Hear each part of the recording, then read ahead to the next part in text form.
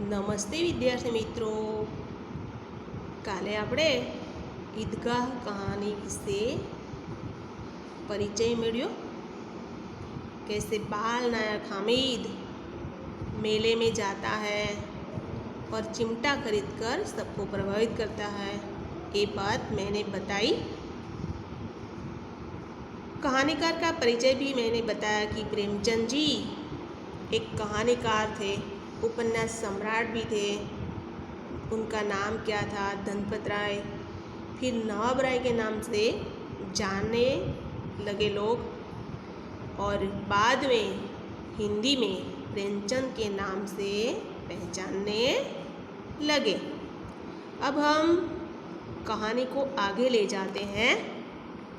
तो रमज़ान के पूरे 30 रोज़ों के बाद आज ईद आई, यानी 30 दिनों के बाद आज ईद का त्यौहार आया। जब ईद का त्यौहार आया तो ईद के दिन का जो दृश्य है वो इतना मनोहर दिखाई दे रहा था। वो जो प्रभात है वो भी सुहावना दिखाई दे रहा था। प्रभात मतलब प्रभात, प्रभात का अर्थ है सुबह, प्रातः काल, सवेरा, परोढ़। तो यहाँ पर प्रातः काल कई सारे नाम हैं।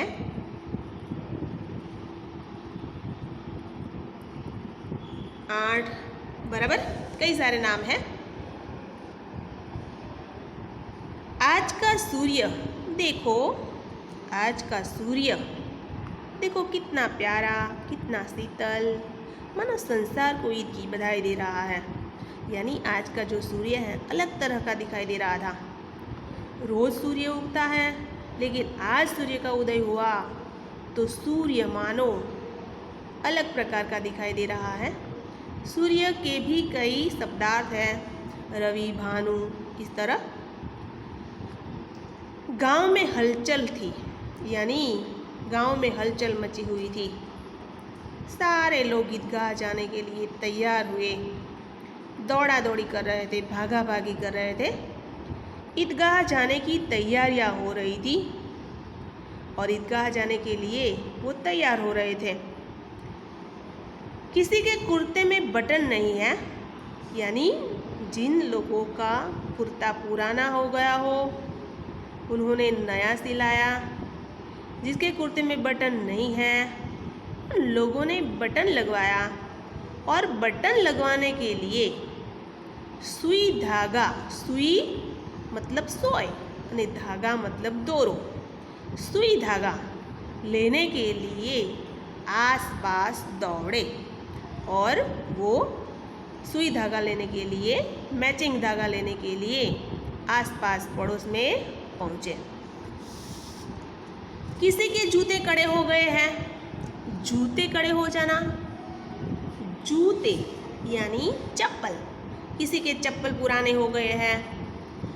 किसी के जो बूट हैं वो पॉलिश वाले नहीं हैं, तो उनमें तेल डालने के लिए वो तेली के पास भागा जाता है। यानी हम बूट पॉलिश करवाने के लिए मोची के पास जाते हैं, इस तरह उन्होंने भी पुराने जूते को नए करने के लिए वो लोग पॉलिश करवाने चले। जल्दी जल्दी बैलों को सानी पानी दे दी, यानी जल्दी जल्दी बैल, बैल मतलब बड़द, और सानी पानी यानी घास चारा। और गांव में हम जो अनाज को पकाकर अपने पशुओं को खिलाते हैं, गुजराती में कहिए तो खोण, खाण, खोण, बराबर। तो जल्दी जल्दी सबने अपना काम निपटा लिया। सुबह सुबह में सारा काम उन्होंने निपटा लिया। ईदगाह से लौटते लौटते दोपहर हो जाएगी। क्यों काम निपटा लिया? क्योंकि ईदगाह जाने के बाद वापस आते दोपहर हो जाएगी, यानी बपोर हो जाएगा। 3 कोस का पैदल रास्ता है, यानी 3 कोस दूर जाना है, फिर सैकड़ों आदमियों से मिलना बैठना होगा, यानी कई दिनों के बाद ऐसे लोगों से मिलेंगे जो कई वर्षों से मिले हो या कितने दिनों से हम उन्हें ना मिले हो। दोपहर के पहले लौटना असंभव था, यानी दोपहर से पहले हम नहीं लौटेंगे। बूढ़े तो खुश थे, लेकिन बच्चे सबसे ज़्यादा प्रसन्न थे। लड़के लोग सब प्रसन्न थे। किसी ने एक रोज़ा रखा, वह भी दोपहर तक, यानी सब बच्चे ने रोज़े रखे एक दिन के लिए, और एक दिन भूखा न रहा गया तो वो दोपहर तक भूखे रहे। किसी ने वह भी नहीं, लेकिन ईदगाह जाने की खुशी उसके हिस्से की चीज़ थी, यानी रोज़ा रखा या न रखा हो, यानी आधा रखा हो, भूख लगी तो खाना खा लिया, लेकिन ईदगाह जाने की खुशी सबके हिस्से की चीज़ थी। रोज़े बड़े बूढ़े के लिए होंगे, इनके लिए तो ईद एक त्यौहार है। रोज़ बच्चे ईद का नाम रटते थे। आज वह ईद आ गई। वह जल्दी पड़ी थी कि लोग ईदगाह क्यों नहीं चलते। उनकी अपनी जेबों में तो कुबेर का भंडार था। कुबेर यानी धन के देवता। कुबेर जो है, उनके पास ये जो सोने की लंका है वो लंका कुबेर की थी, लेकिन रावण ने उसे छल कपट से कुबेर की जो लंका नगरी थी वो ले ली। उसका जो पुष्पक विमान था वो भी उन्होंने छीन लिया, यानी धन के देवता कुबेर है। बार बार जेब में से अपना खजाना निकालते बच्चे लोग, बार बार क्या करते, अपनी जेब में हाथ डालते। जेब मतलब किस्सू, अपने पॉकेट में हाथ डालते, खजाना गिनते कितने पैसे हुए, और खुश होकर फिर रख देते, फिर खुश हो जाते। महमूद गिनता है 1 2 10 12, उसके पास 12 पैसे थे, यानी महमूद के पास 12 पैसे थे। मोहसिन के पास 1 2 8 9 15 पैसे थे, तो मोहसिन के पास 15 पैसे थे।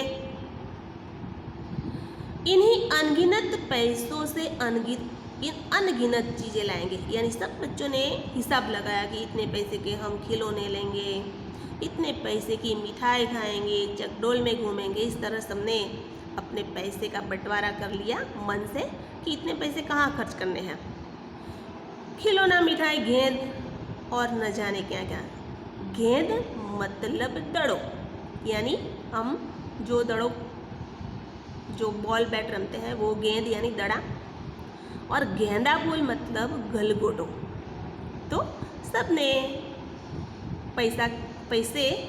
पैसे कहाँ खर्च करने हैं वो हिसाब लगा दिया, और सब बच्चे तो प्रसन्न थे, लेकिन उन सब में हामिद बहुत खुश था। हामिद दिखने में गरीब, उनकी सूरत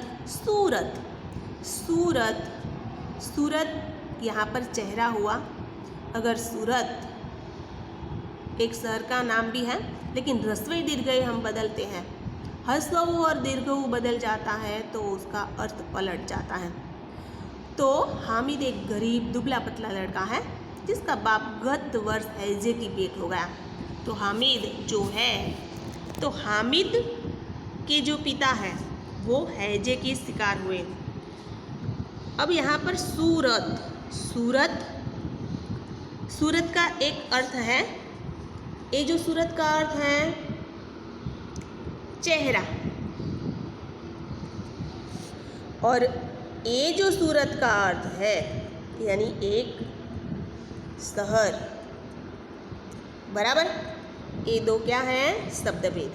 यानी सूरत अगर हम ह्रस्व दीर्घ लिख देते हैं तो कैसे अर्थ पलट जाता है, ये बात बताई, बराबर। ए सूरत और ए सूरत दोनों में ह्रस्व और दीर्घ का भेद है। विद्यार्थी मित्रों, आप कभी कभी कहते हैं कि मेरे हिंदी में इतने मार्क्स कम क्यों आए, तो उनकी वजह ये है, आप ऐसी गलती करते हैं जिसकी वजह से आपके मार्क कट जाते हैं। एक और शब्द लिखते हैं और यानी अने, बराबर। અને ઓર यानी ની બાજુ यानी तरफ, बराबर। तो और यानी अने, और यानी नी बाजू तरफ, बराबर। तो इस तरह की गलतियों से हमारे मार्क कट जाते हैं। अब आगे पहुँचते हैं। तो उसका बाप गत वर्ष हैजे की भेंट हो गया। हैजा मतलब कोलेरा, हैजा मतलब कोलेरा, कोलेरा जो रोग है वो।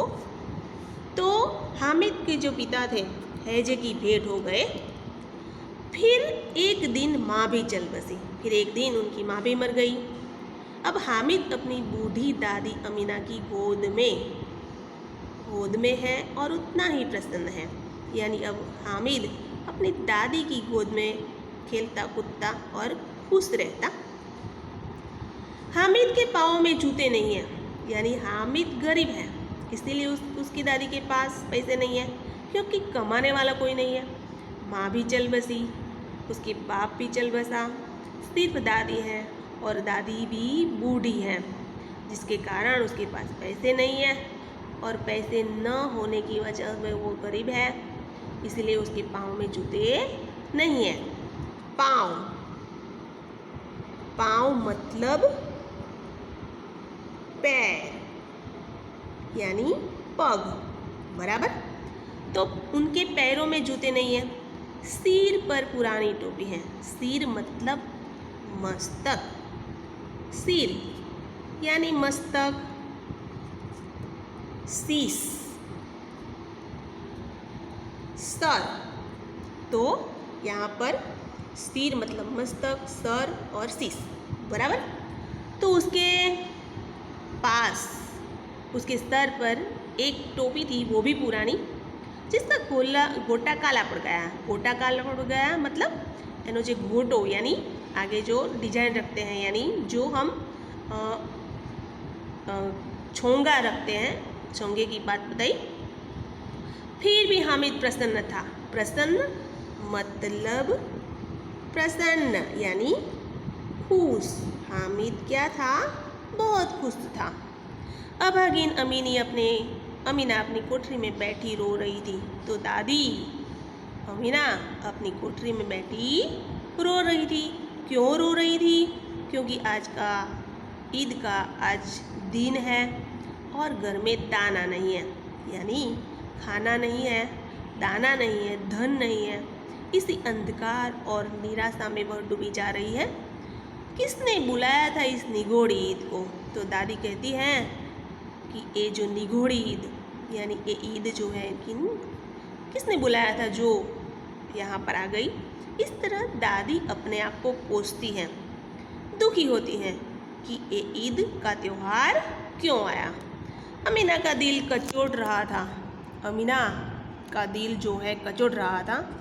गाँव में बच्चे अपने अपने बाप के साथ जा रहे थे। अपने अपने बाप के साथ बच्चे जा रहे थे।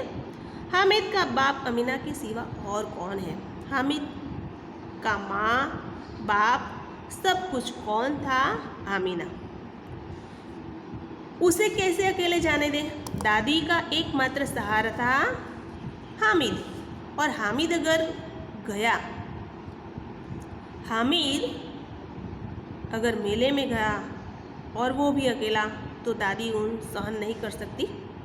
उस भीड़ भाड़ में बच्चा कहीं खो गया तो दादी को डर है कि अगर बच्चा भीड़ में गया और कहीं खो गया तो नहीं, अमीना इसे यूँ न जाने देगी। अमीना यानी दादी उसे कहती हैं कि मैं ऐसे बच्चे को न जाने दूंगी। नन्ही सी जान है और 3 कोस चलना पड़ेगा। 3 कोस चलकर जाना है। कहीं पैरों में छाले पड़ जाएंगे तो, छाला मतलब फुल्ला। बच्चा है चलकर जाएगा तो उसके पैरों में छाले पड़ जाएंगे। उसके पास जूते भी नहीं हैं। कुल 2 आने पैसे बच रहे हैं। उनके पास कितने पैसे बच रहे हैं? 2, यानी अमीना के बटुए में कुल 5 पैसे थे। 5 पैसे में से 3 पैसे हामिद की जेब में, यानी हामिद को दे दिया मेले में जाने के लिए। और फिर अमीना के बटुए में 5 पैसे, 3 पैसे हामिद की जेब में। अब कितने बचे? 2 पैसे उसके पास बचे। यही तो विषाद है और ईद का त्यौहार है, और यही उसके लिए दुख की बात है। फिर मन ही मन कहती है कि अल्लाह ही बेड़ा पार लगाएगा। यानी अब क्या करें, भगवान जो करेगा अल्लाह सो करेगा। इस तरह अल्लाह के भरोसे वो अपने आप को छोड़ देती हैं। हमारे यहाँ भी दिवाली का त्यौहार हो तो हम धाम धूम रहती हैं। बाज़ार में कितनी सारी हम खरीदी करते हैं, मिठाइयाँ, पकवान, फिर नए कपड़े लेते हैं। तो यहाँ पर मुसलमान लोगों के लिए ईद का त्यौहार बड़ा है।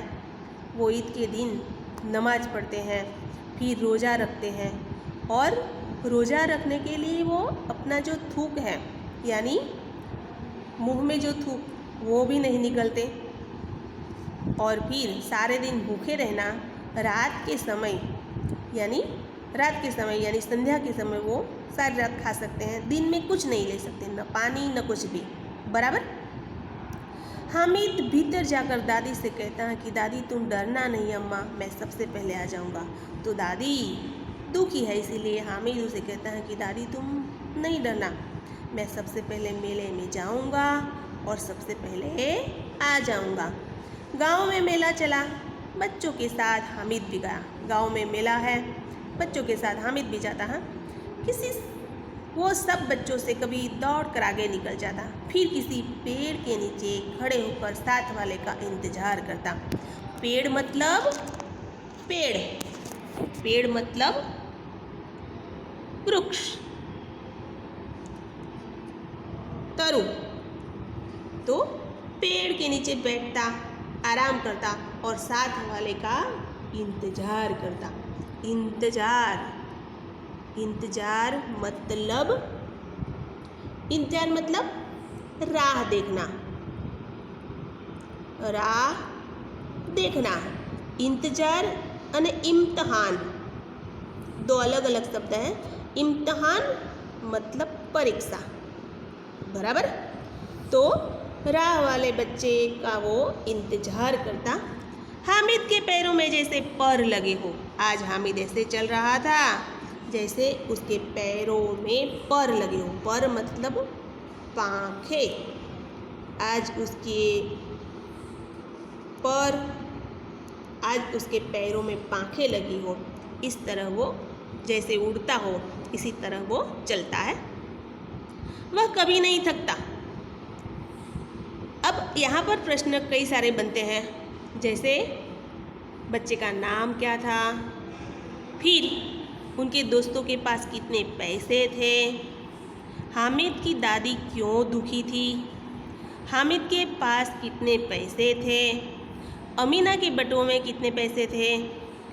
ये सारे प्रश्नों जवाब आपको प्रश्न याद करने हैं, जवाब भी याद करने हैं। अब यहाँ पर भी प्रश्न बनता है कि ईदगाह के मार्ग का वर्णन कीजिए। तो ईदगाह के मार्ग में बड़ी बड़ी इमारतें आने लगी। यह अदालत है, यह कॉलेज है, यह कलाघर है। आगे चले और फिर आगे हलवाइया की दुकानें आई। हलवाई मतलब कंदोई आज खूब सजी हुई थी। इतनी मिठाई कौन खाता है, देखो ना। एक एक दुकान पर मानो मनो होंगी। मन मतलब मण 20 किलो। सहसा ईद नजर आई। सहसा शब्द सहसा यानी एकाएक ईद नजर आई। इमली के घने वृक्षों की छाया। इमली मतलब आंवली। यहाँ पर खट्टी आंवली होगी, क्योंकि जो मीठी आंवली है वो उसके कांटे होते हैं, इसलिए यहाँ पर नहीं रखा जाता। ऐसे पेड़ नहीं उगाए जाते। इमली का जो पेड़ है वो घना होता है, उसकी छाया बहुत अच्छी होती है। इमली के वृक्ष की छाया है। नीचे पक्का फर्श है। फर्श मतलब लादी, उस पर जाजिम बिछी हुई है। जाजिम मतलब सेतरंजी। तो यहाँ पर पक्का फर्श है, लादी है, उस पर सेतरंजी बिछी हुई है। रोजेदारों की पंक्तियाँ एक के पीछे एक न जाने कहाँ चली गई। रोजेदार यानी नमाज पढ़ने वाले लोग की जो लाइन है, लंबी लाइन लगी हुई है। पंक्ति मतलब हार कतार, लाइन। बराबर। तो हार, कतार और लाइन, लाइन लगी हुई लंबी पंक्ति है। एक के पीछे एक न जाने कहाँ तक चली गई है। यहाँ कोई धन नहीं दिखता, नहीं कोई पद, यानी सब धनवान हो तो भी वही लाइन में बैठता है, गरीब हो वो भी वही लाइन में बैठता है। इन ग्रामीणों ने भी वजू किया। वजू करना यानी जो पीछी से, यानी ऐसा होता है मुसलमान लोगों में, उसे मस्तक पर अड़ाते हैं, तो वजू किया। और वजू करने का अर्थ ये है कि वहाँ पर जाते हैं नमाज पढ़ने के लिए, तो लोग वहाँ हाथ पैर धोते हैं, मुंह धोते हैं, यानी वजू करना। सब लोगों ने हाथ पग सब पैर धो लिए और फिर पंक्ति में खड़े हो गए, लाइन में खड़े हो गए। और लाइन इतनी सुंदर लग रही थी, कितना सुंदर संचालन है, यानी सब लोग लाइन में, न किसी को टोकना न किसी को कुछ कहना, सब अपने आप समझकर लाइन में बैठ जाते। कितनी सुंदर व्यवस्था। हजारों के सिर पर एक सिजदे में झुक जाते, यानी नमाज पढ़ना है तो सब लोग एक साथ हाथ ऊंचा करते, सर करते, यानी सब लोग एक ही साथ में सब कार्य करते। जैसे परेड में जाते हैं तो परेड में हाथ चलता है तो हाथ सबके आगे ही होता है, पैर जो आगे रखना है वो सबका एक ही पैर आगे रहता है। इस तरह सब लोग सिजदे में झुके हुए हैं। फिर सब एक साथ खड़े हो जाते, मानो भातृभाव का एक सूत्र समस्त आत्माओं को एक कड़ू में पिरोए हैं। तो यहाँ पर मानो भाईचारा हो, भाईचारे की भावना हो, ऐसा लग रहा है। नमाज खत्म हो गई, लोग आपस में गले मिले, यानी जब नमाज ख़त्म हो जाती है तो सब लोग एक दूसरे के गले मिलते हैं। हमारे यहाँ पर भी दिवाली के बाद सब लोग अगले, यानी दिवाली के पीछे जो दिन है जिन्हें આપણે બેસતું વર્ષ कहे, सब लोग एक दूसरे से गले मिलते हैं। अब मिठाई और खिलौनों की दुकान पर घावा होता है, तो सब लोग मिठाई और खिलौने की दुकान पर पहुंचते हैं, यानी सब बच्चे खिलौने की दुकान पर पहुंच गए, मिठाइयों की दुकान पर पहुंच गए। ग्रामीणों का यह दल इस विषय में भी बालकों से कम उत्साहित नहीं था, यानी बच्चे तो खुश थे लेकिन ग्रामीण के जो लोग थे वो भी एकदम उत्साहित थे। यह देखो हिंडोला है, चकडोल है, 1 पैसा देकर चढ़ जाना, कभी आसमान पर जाते हुए मालूम होते, यानी चरखी कभी आसमान जाती, कभी पीछे नीचे आती, कभी ज़मीन पर गिरते हुए। यह चरखी है जहाँ पर लकड़ी के हाथी है, घोड़े हैं, ऊँट के छड़ों से लटके हुए हैं। 1 पैसा देकर बैठ जाओ और फिर 25 चक्कर काटने का मजा लो। 1 पैसा देना और 25 चक्कर लगाना। महमूद, मोहसिन, नूरे और सम्मी इन घोड़े पर बैठते हैं। तो यहाँ पर महमूद, मोहसिन, नूरे और सम्मी हामिद के दोस्तों का नाम है। तो बच्चों यहाँ पर प्रश्न कभी पूछा जाता है कि हामिद के दोस्तों का नाम बताइए, बराबर। फिर ये भी प्रश्न है कि चरखी में कितने पैसे देकर बैठना है, तो 1 पैसे देकर बैठना। कितने चक्कर काटने को मिलेंगे? 25 चक्कर। हामिद दूर खड़ा देखता है, उसके पास भी 3 पैसे थे, लेकिन अपने कोस का 1/3 जरा सा चक्कर काटने में वो नहीं गंवाना सकता। कोस यानी खजाना, कोस मतलब खजाना यानी निधि, बराबर। तो वो अपना पैसा ऐसे व्यर्थ में नहीं गंवाना चाहते। तो मित्रों, विद्यार्थी मित्रों, અહીંયા આપણે આટલે સુધી પાઠ ભણીએ। અગલા વિડીયોમાં આગલો પાઠ જોઈશું। ત્યાં સુધી દરેકે આગળનો પાઠ વાંચી નાખવાનો, બરાબર। આગલો પાઠ વાંચવાનો અને જેટલો પાઠ ચાલ્યો એટલો પાઠ એમાંથી નીકળતા પ્રશ્નો બધા તમારે લખવાના જવાબ સાથે, બરાબર। નમસ્તે।